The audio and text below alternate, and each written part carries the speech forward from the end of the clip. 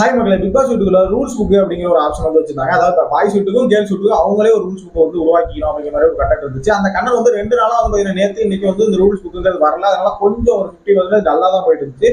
So இன்னைக்கு rules book வந்ததுக்கு அப்புறமே வந்து பாத்தீங்கன்னா நல்ல ஒரு ஃபயர் மூடுக்கு வந்துட்டாங்க அப்படின்னு தான் சொல்லணும். அந்த மாதிரி தான் இருந்துச்சு. ஸோ நம்ம தேட்டர் ரூம் வந்து பார்த்தீங்கன்னா ரூல்ஸ் புக் பத்தி பேசும்போது சில சண்டைகள்லாம் வந்து நடந்துட்டு இருந்துச்சு. ஓகேங்களா, அந்த ரூல்ஸ் புக்ல என்னென்ன இருக்கு அப்படிங்கிறத நான் உங்கள்கிட்ட வந்து ஷேர் பண்ணி போறேன். வீடியோ வந்து புதுசாக பார்க்கறீங்கன்னா மறக்காம நம்ம சேனலை சப்போர்ட் பண்ணுறதுமா சப்ஸ்கிரைப் பண்ணீங்க. கூடவே Bigg Boss update and reviews வந்து ரெகுலரா போட்டுட்டு இருக்கோம். மறக்காம லைக் பண்ணீங்க. அந்த வீடியோ பார்த்து உங்களுக்கு ஒரு கருத்துக்கள் இருந்துச்சுன்னா மறக்காம கமெண்ட்ல போடுங்க. ஃபர்ஸ்ட் ரூல் என்ன அப்படின்னு பாத்தீங்கன்னா, கேர்ள்ஸ் வீட்டோட ஃபர்ஸ்ட் ரூல் என்ன அப்படின்னு பாத்தீங்கன்னா, பர்மிஷன் இல்லாம எங்க வீட்டுக்குள்ள வராதீங்கப்பா அப்படிங்கிற மாதிரி சொல்லியிருக்காங்க. நான் சொல்லாம என் வீட்டுக்குள்ள வரக்கூடாது, நீ வந்தீங்கன்னா கேட்டுட்டு வா அப்படிங்கிற மாதிரி சொல்லிட்டாங்க. ரெண்டாவது ரூல்ஸ் என்னன்னா, சும்மா விளையாட்டுக்கெல்லாம் வந்துட்டு போயிட்டு கூடாது. சும்மா விளையாட்டுக்கெல்லாம் வந்துட்டு போயிட்டீங்கன்னா பிடிச்சி இங்கே உட்கார வச்சுக்கலாம், நீ திருப்பி போக முடியாது அப்படிங்கிற மாதிரி ஒரு கண்டென்ட்ல கொடுத்துருக்காங்க. அது என்ன கான்செப்ட் வந்து பாத்தீங்கன்னா, திருப்பி போகல அப்படின்னா ஏதாவது டாஸ்க் டைம்ல யாராவது வந்து மாட்டிக்கிறாங்க, மெயினான ஆள் ஒருத்தர் வந்து மாட்டிக்கிட்டாரா பிடிச்சி உட்கார வச்சுட்டாங்கன்னு வைங்களேன், அங்க டாஸ்க்கு வந்து ஒரு ஆள் கரையும் இல்லையா, அந்த மாதிரி இது இருக்குல்ல, அவங்க சொல்லாம வெளில வரக்கூடாது போது அதெல்லாம் ஃபாலோ பண்ணி தானே ஆகணும். ஸோ அந்த மாதிரி ஒரு விஷயம் இருக்கு. இல்ல சமைக்கிற இடத்துலயே கூட ஒரு ஆள் சரியான ஆள் வந்து கிடைக்கல அப்படின்னா கொஞ்சம் பிரச்சனையாயிரும். ஸோ இந்த மாதிரி செகண்ட் ரூல் வந்து கொடுத்துருக்காங்க. தேர்ட் ரூல் என்ன கொடுத்துருக்காங்க அப்படின்னா, அந்த டீல்னா என்ன அப்படின்னு வந்து பாத்தீங்கன்னா, ஃபர்ஸ்ட் நாள் வந்துட்டு ஒரு நாமினேஷனுக்காக ஒரு டீல் போட்டாங்க இல்லையா, நாங்க வந்து உங்களுக்கு அந்த வீட்டை விட்டு கொடுக்குறோம், நீங்க வந்து எங்களுக்கு இந்த நாமினேஷன் ஒரு வாரம் வந்து யாரையும் பண்ணக்கூடாது, ஆண்கள் யாரையும் நாமினேஷன் பண்ணக்கூடாதுன்னு சொல்லியிருந்தாங்க இல்லையா, அந்த டீல் வந்து கேன்சல் ஆயிரும். யாராவது வந்து யாராவது வந்து வந்துட்டு சும்மா வந்துட்டு, அதாவது நாமினேஷன் கன்ஃபெஷன் ரூமுக்கு வந்து பிக் பாஸ் கூப்பிடாம சும்மா வந்துட்டு போனாங்க கன்ஃபெஷன் ரூமுக்கு, இவங்க தேவைக்கு எதுக்காக போறாங்க அப்படின்னா, அப்போ வந்து அந்த ரூல்ஸ் அந்த டீல் வந்து கேன்சல் ஆயிரும். மறாவது தடவை போகும்போது இவங்க சொல்ற பனிஷ்மெண்ட் வந்து அவங்க ஏதாவது செஞ்சு போகணும். இவங்க கொடுக்குற டாஸ்க்கை முடிச்சுட்டு தான் அவங்க வீட்டை விட்டு வெளியில வரணும். பொண்ணுங்க கொடுக்குற டாஸ்க்கை முடிச்சுட்டு தான் பாய்ஸ் வந்து வெளியில வரணும். என்ன பண்ணா, கன்ஃபெஷன் ரூமுக்கு இவங்களோட தேவைகளுக்கு போனா மட்டும், பிக் பாஸ் கூப்பிட்டு போனா அது கணக்குல வராது.